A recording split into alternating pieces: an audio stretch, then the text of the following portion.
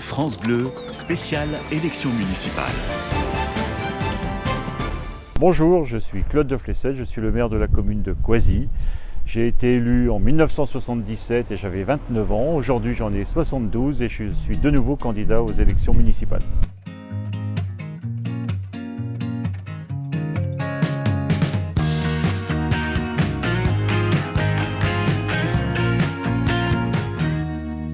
Il y a 6 ans, j'ai signé un petit papier à ma femme en lui disant que c'était la dernière fois que je me représentais il y a justement 6 ans.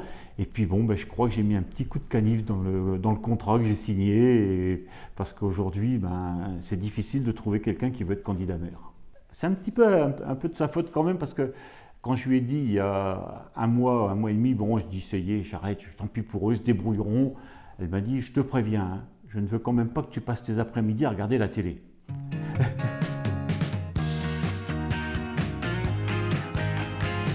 Non, si j'y avais pas, il n'y avait personne. Bon, ils auraient été obligés de trouver une solution. De toute façon, on aurait bien toujours trouvé quelqu'un qui peut être élu maire. Mais ce que je ne voulais pas, c'est que quelqu'un soit élu maire par défaut. Avec mon conseil municipal, je trouve qu'on a fait de belles choses. Il y a 25 ans qu'on a l'assainissement collectif ici à Coisy. Il y avait 280 habitants. On a aujourd'hui, on a fait un petit lotissement, on a le gaz naturel, on a une église qui a été refaite, on n'a pas attendu toutes les lois, l'église, on a dépensé 400 000 €, on a refait toute l'église, l'intérieur, l'extérieur, les vitraux, etc. On a une mairie neuve, on a des routes en bon état, on n'a plus d'emprunt. Ce que je ne voudrais pas, c'est que quelqu'un puisse arriver et profiter. Ça me plairait bien, mais ne pas faire attention aux finances. C'est important, les finances.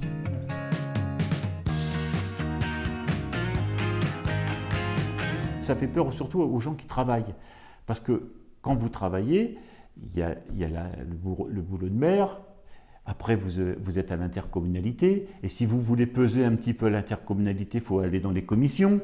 Donc ça fait des réunions, et quand on a un boulot, c'est pas facile. Moi, l'avantage que j'avais en étant prof, c'est que je pouvais faire mes réunions jusqu'à 10h le soir, ou 10h30 ou 11h, je rentrais chez moi, je commençais à corriger mes copies jusqu'à 1h du matin. Mais ça, c'est ma façon de gérer mon temps. Mais tout le monde ne peut pas. Celui qui a un travail qui doit être sur son poste de travail, il faut qu'il soit sur son poste de travail, et pour être élu, c'est difficile.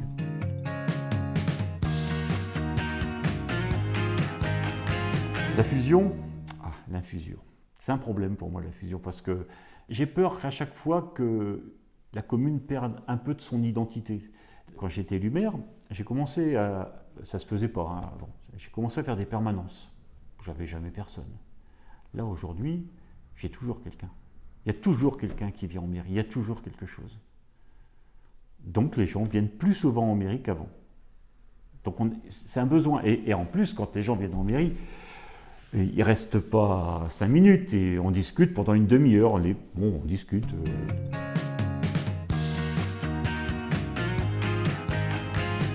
Je repars, j'ai déjà trouvé quelqu'un qui serait d'accord pour être maire dans 6 ans.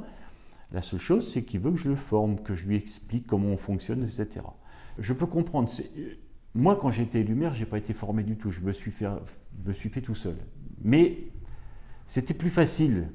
C'était plus facile parce que, par exemple, on avait ce qui existait à l'époque, qu'on appelait la DDE, les services de proximité de l'équipement. Ils venaient nous voir régulièrement, ils passaient dans la commune. Dès qu'on avait un petit problème, on les appelait, ils réglaient les problèmes d'urbanisme, ils réglaient les problèmes de voirie, etc. On avait les services de la DDA, l'agriculture, on travaillait avec eux, etc. Là, aujourd'hui, ça n'existe plus, tous ces services. Donc ces services n'existant plus, on est obligé de faire appel à des privés. Et faire appel à des privés, c'est pas facile. Vous savez, quand vous êtes maire, vous êtes en relation avec tout le monde. Et il y a une ouverture d'esprit vraiment exceptionnelle. Et je pense que ça ne peut être qu'enrichissant. Donc je leur dis, il faut y aller. Il ne faut pas avoir peur. Retrouvez tout France Bleu sur francebleu.fr.